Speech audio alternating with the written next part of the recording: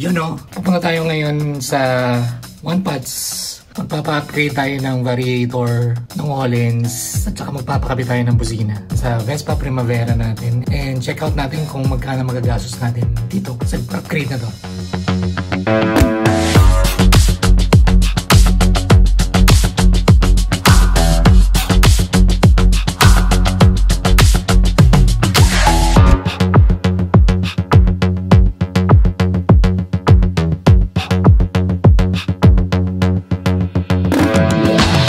Pinakabitan na ng Ohlins ngayon, yung Vespa natin, makapalitan ng busina, and then variator. So ang purpose ng variator, pampabilis. Hindi ko alam kung gaano pa ka-bibilis. Pagkatapos nito, bukas naman, papakabalitan na natin ng Acra.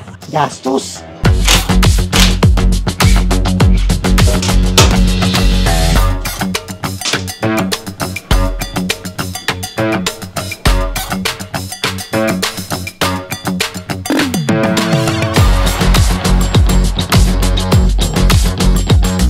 Hindi pa natin natatakbo, nakatodo na kaagad tayo.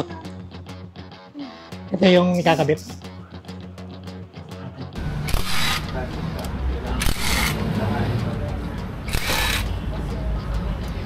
Nakabelt pala siya.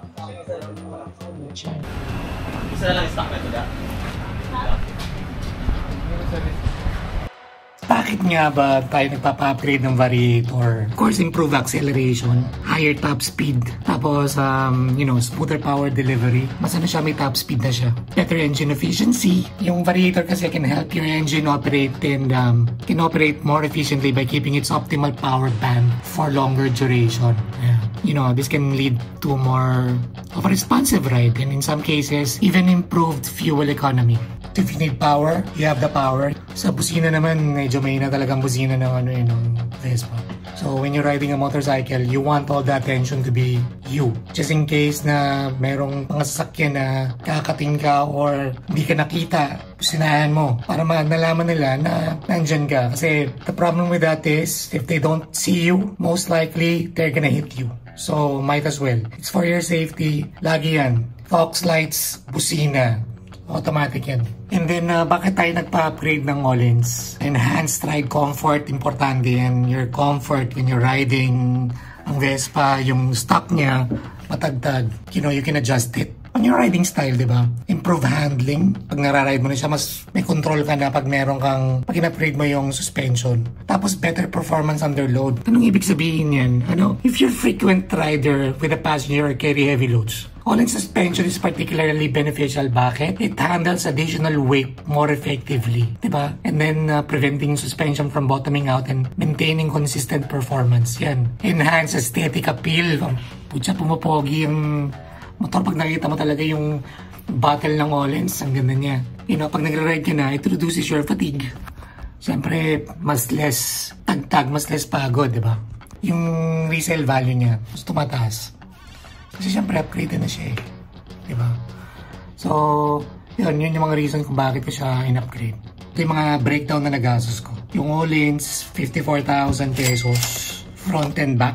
Yung Malossi na variator, 12,200 yung ginastos natin dyan. And then yung PIAA na busina, we spent 2,200 yata o 300. Bakit yun ang mga pinili natin? Si Ohlins. Kasi Ohlins kilala ko na yan na brand. Maraming sinasuggest yung iba na cheaper version. Tapos maganda rin. And mas marami pa nga daw, mas marami pa daw ibang adjustments. Familiarity sa akin na kilala ko na yung brand. Plus, shoutout kay Mikoy, kay Fullprint Manila. Isa sa mga tumulong sa akin kung paano pumili. Ako sabi ko sa kanya, I message Mikoy, sabi ko, Mikoy, anong magandang upgrades sa Vespa? What should I do? Sabi niya, ayusin yung variator, Malossi yung recommended niya. Sabi ko, sige, Malossi na lang. Pinili ko at saka yung Ohlins. And then PIAA na busina. Yung PIAA na yan, galing kay Jeffrey Tam yan. Siya nagsuggest yan sa akin.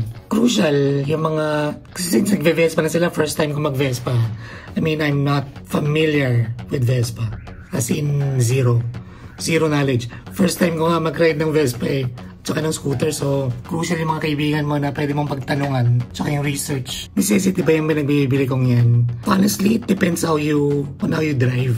Kung medyo mabilis ka mag-drive, pag dinride mo yung Vespa, medyo mabagal talaga siya. Pero, with the upgrades that we've na-type putin, magiging tolerable naman siya. So, di ba yung riding style niya? Ang next natin dyan, papapalitan natin ng exhaust, full system. And then, papapalitan ko ng brakes. Paglagay tayo ng Brembo. So, pinagpipilian ko yung Acra versus Leo Vince. Leo Vince mas cheaper. Pero, we'll see. Tingnan natin kung I'll cross the bridge when we get there. Pero right now, ito munang Öhlins, ito munang variator na Malosey, at itong PIA na busina. Thanks for watching guys, and I hope may natutunan kayo sa journey ko sa Vespa. Excited na ako na gamitin siya papuntang Mindoro. Sarap yung ride na talaga Mindoro. Vespa.